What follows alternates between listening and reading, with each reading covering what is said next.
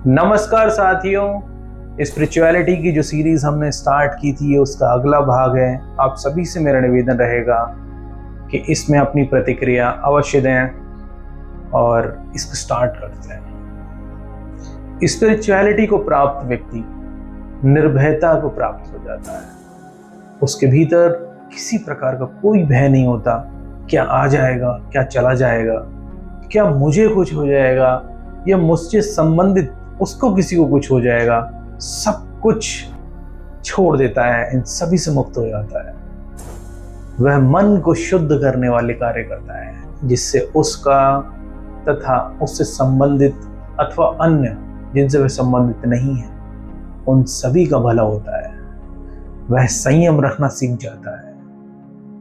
वह तो तपना जानता है और तपस्या करना जानता है और वह कार्य को तब तक तपता या तपाता है या तपस्या करता है जब तक वह कार्य किसी निष्कर्ष तक न पहुंच जाए और वह निष्कर्ष सभी के भले के लिए होता है।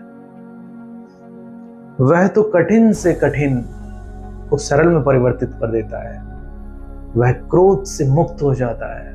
सत्यता और जो निर्धन है उसको वह दान देता है और वह यह नहीं समझता कि धन ही केवल व्यक्ति को निर्धन बनाता है। उसके अतिरिक्त कोई भी आवश्यकता उससे होती है जिसे वह पूर्ति कर सकता है, उसके लिए अग्रसर रहता है, समाज कल्याण कार्य करता है। वह तो अहिंसा के प्रति लगाव रखता है। किसी भी प्रकार की अशुद्धि एवं बुराइयां उनका त्याग कर देता है। आध्यात्म को प्राप्त व्यक्ति निरंतर शांति की ओर अग्रसर रहता है और जो अशांत या विचलन पैदा करते हैं उनके प्रति वह मोह को छोड़ देता है और उनसे दूर रहता है। समस्त जीवों के प्रति करुणा भाव रखना, मोह से मुक्त हो जाना, हिंसा से दूर हो जाना। वह तो मोह से मुक्ति इस प्रकार से भी चाहता है कि वह अपने परिवारों से या परिवारजन से किसी से मोह नहीं करता। अपनी संपत्ति, अपना धन, अपने वैभव, अपने ऐश्वर्य, इन सभी से मोह से मुक्त हो जाता है और काम के प्रति उसके अंदर कोई रुचि नहीं होती।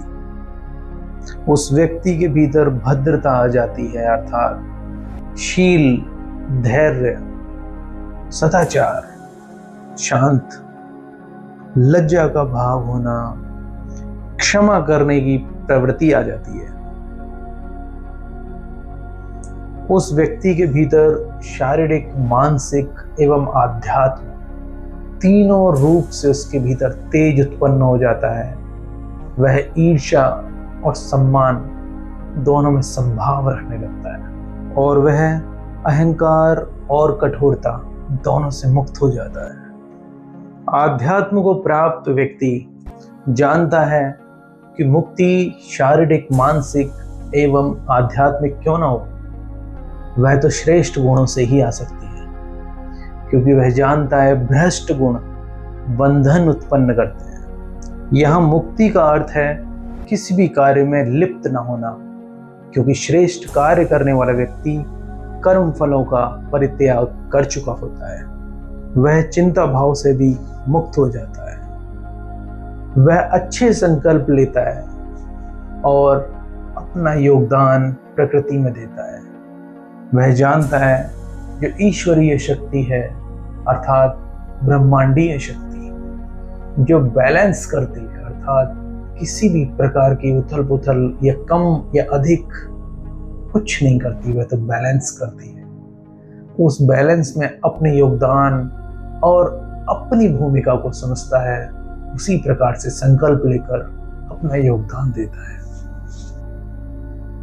वह तो मिथ्याचार, अभिमान, कुशासन एवं पाखंड जैसी विसंगतियों से दूर बना रखता है अपने आप को। वे कार्य जो उस व्यक्ति को ईश्वरी मार्ग से दूर कर रहे हैं और बंधन उत्पन्न कर रहे हैं, वह उन मार्गों को छोड़ देता है और उस मार्ग को पकड़ लेता है जो ईश्वरी मार्ग है।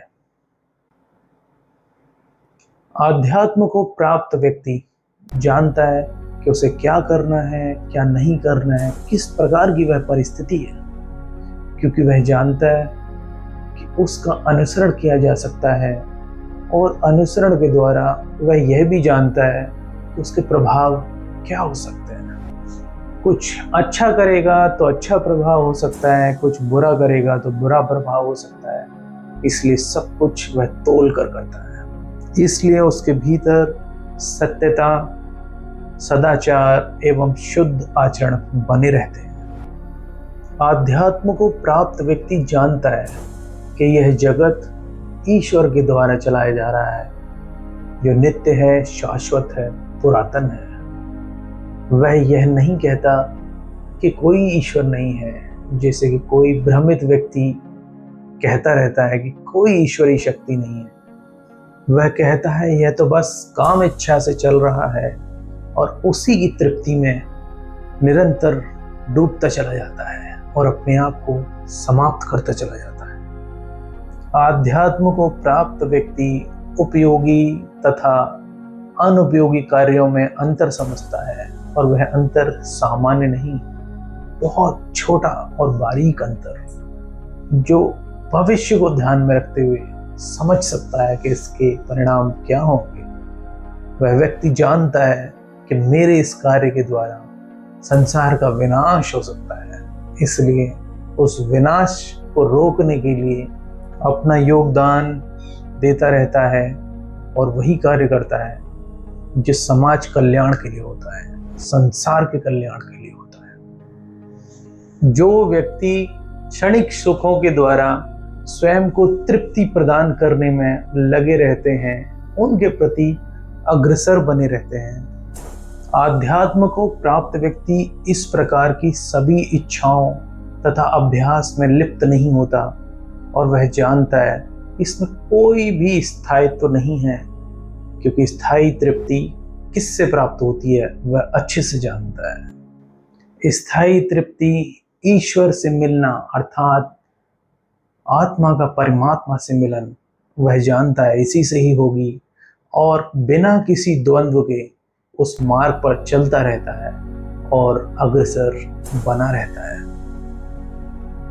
जो व्यक्ति इंद्रिय तृप्ति और इंद्रिय सुखों के प्रति दिन रात लगे रहते हैं और समझते हैं कि यही सुख सर्वोच्च सुख है, परंतु आध्यात्मिक व्यक्ति जानता है कि इंद्रिय सुख जिनके प्रति अग्रसर बने रहना, यह तो अवरोधक है शांति अर्थात स्थायी शांति को प्राप्त करने में अवरोधक है। इससे वह निरंतर अभ्यास के द्वारा दूर बना रहता है और अपने शाश्वत मार्ग पर चलता रहता है। आध्यात्म को प्राप्त व्यक्ति यह भी जानता है कि इंद्रिय इच्छा जो मृत्यु तक भी पूर्ति नहीं कर पाते हम, क्योंकि इंद्रिय इच्छाएं तो अनंत है ना। वे इंद्रिय इच्छाएं बदलती रहती हैं अपनी उम्र के अनुसार कि किस उम्र पे क्या इच्छाएं हो सकती हैं, और वे अनंत का रूप ले लेती हैं। व्यक्ति उन्हीं में घूमता रहता है और खो जाता है और अपनी अनंत इच्छाओं से बंधा रहता है। इसलिए अध्यात्म को प्राप्त व्यक्ति आत्मा को तृप्त करने के लिए जो कार्य है, जो तपस्या है, उसमें लगता है, जो उसे निरंतर अभ्यास द्वारा परम सुख शाश्वत अपरिवर्तनीय की ओर ले जाता रहता है। सामान्य व्यक्ति संग्रह भाव से लिप्त रहता है और वह धन को अर्जित करता है, संपत्ति को अर्जित करता है, और वह कहता है आज मेरे पास इतना धन है, कल मेरे पास और धन हो जाएगा, उसके बाद मैं सबसे धनी हो जाऊंगा, लोग मुझसे भय करेंगे, मेरे सामने डरेंगे, मेरा सम्मान करेंगे, चाहे वह झूठा ही क्यों ना हो। वह इस प्रकार की इंद्रिय तृप्ति में लगा रहता है और भवसागर में डूबता चला जाता है। सामान्य व्यक्ति यह भी सोचता है कि आज मेरे पास इतना धन है, पहले मेरे पास इतना धन था, आने वाले समय में मैं सबसे धनवान व्यक्ति बन जाऊंगा। परंतु आध्यात्म को प्राप्त व्यक्ति इन समस्त सुखों, मिथ्याचार एवं सम्मान की अभिलाषा से दूर स्वयं को मुक्त कर लेता है। साथियों, जिस प्रकार से हम किसी एक कठिन कार्य को निरंतर अभ्यास के द्वारा सरल बना लेते हैं, इसी प्रकार से ये जो सीरीज है इसको आप बार बार सुन के अपने अभ्यास में लाइएगा, जिससे कि हम कभी भी कोई कार्य कर रहे हैं वह हमें तुरंत स्ट्राइक कर जाए कि हाँ, यह तो नहीं करना था। अंत में मेरा आप सभी से निवेदन रहेगा, अपनी प्रतिक्रिया अवश्य दें। तब तक के लिए बहुत बहुत धन्यवाद।